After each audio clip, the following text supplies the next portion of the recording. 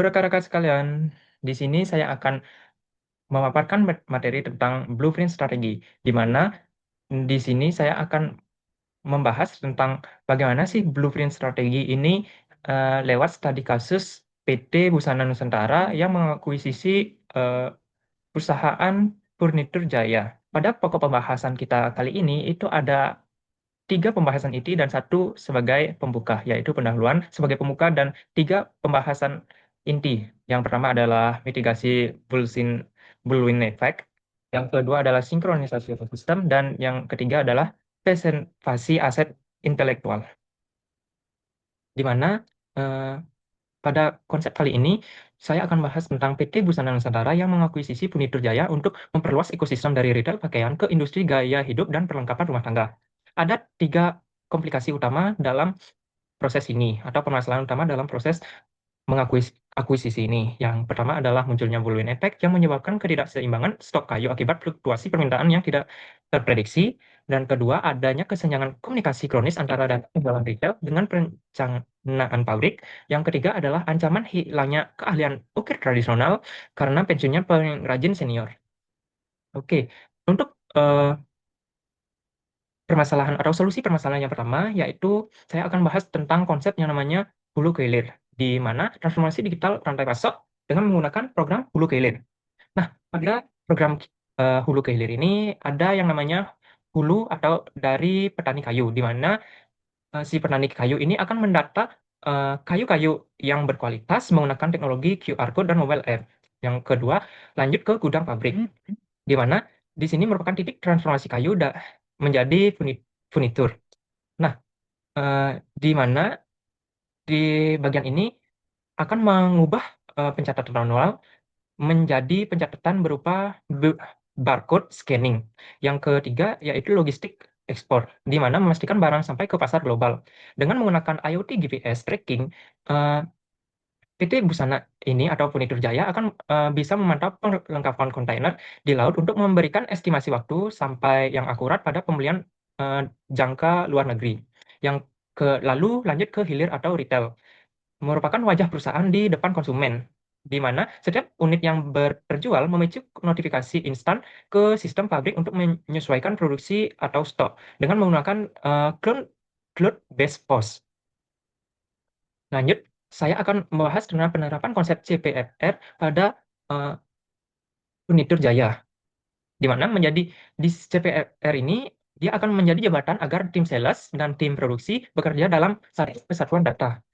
Nah, ada tiga pokok pembahasan dalam proses implementasi CPFR ini, di mana yang pertama ada yang namanya sinkronasi rencana produksi dan kalender pemasaran agar pabrik bisa bersiap mempersiapkan lebih dini.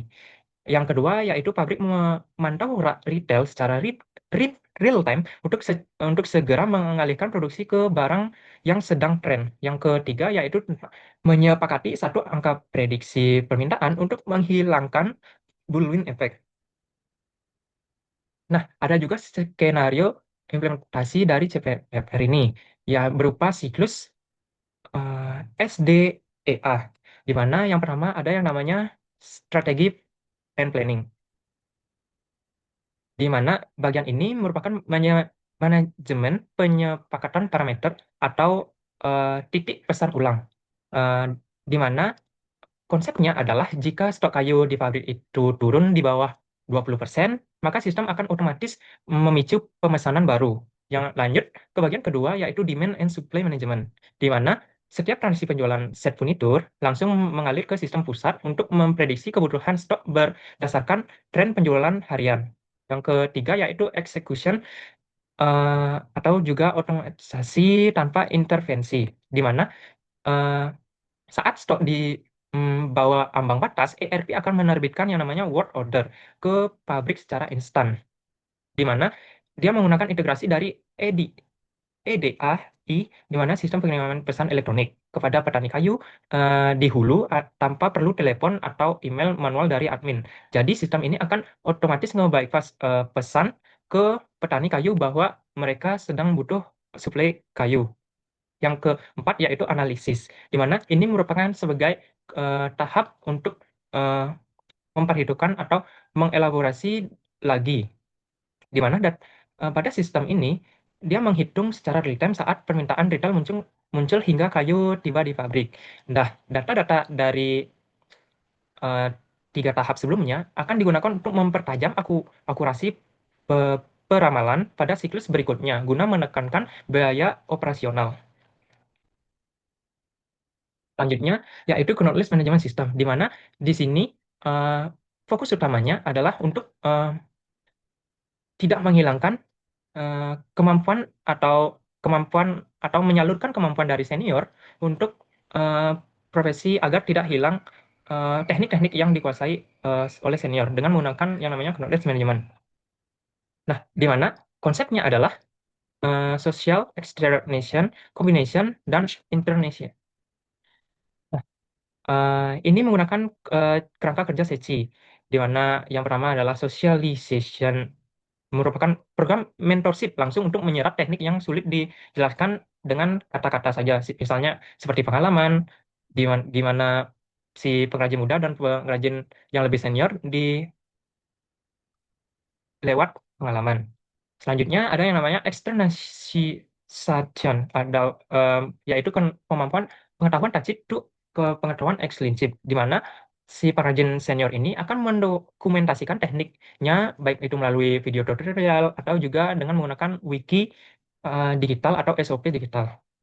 Yang ketiga yaitu combination, di mana pengkategorian seluruh dokumentasi ke dalam sistem KMS berupa clone, di mana eh, pada tahap ini dokumentasi-dokumentasi dari teknik-teknik si senior akan dikumpulkan dengan sistem KMS yang berupa clone.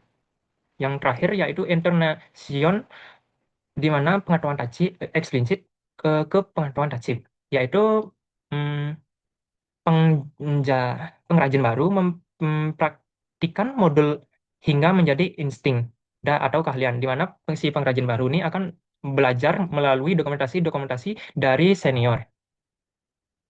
Nah, kita selanjutnya akan membahas tentang program konkret digitalisasi keahlian, mengubah keahlian individu menjadi aset organisasi, di mana tujuan dalam program ini itu untuk mendokumentasikan teknik-teknik atau pengetahuan dari senior yang akan dibawa ke sistem KMS untuk nantinya dipelajari oleh si perajin-perajin muda ini. Ada mm, tiga program atau tiga poin yang bisa eh, dijadikan sebagai wadah digitalisasi keahlian ini. Yang pertama adalah pustaka visual, yaitu berupa video tutorial yang HD. Ada teknik perekaman secara VOV, detail mikro, dan eh, eksibilitas. Yang kedua yaitu wiki SOP digital dan interaktif, di mana pada bagian ini ada eh, tiga poin utama, yaitu untuk mewadahi standar kualitas visual, panduan inspeksi, dan platform kolaborasi.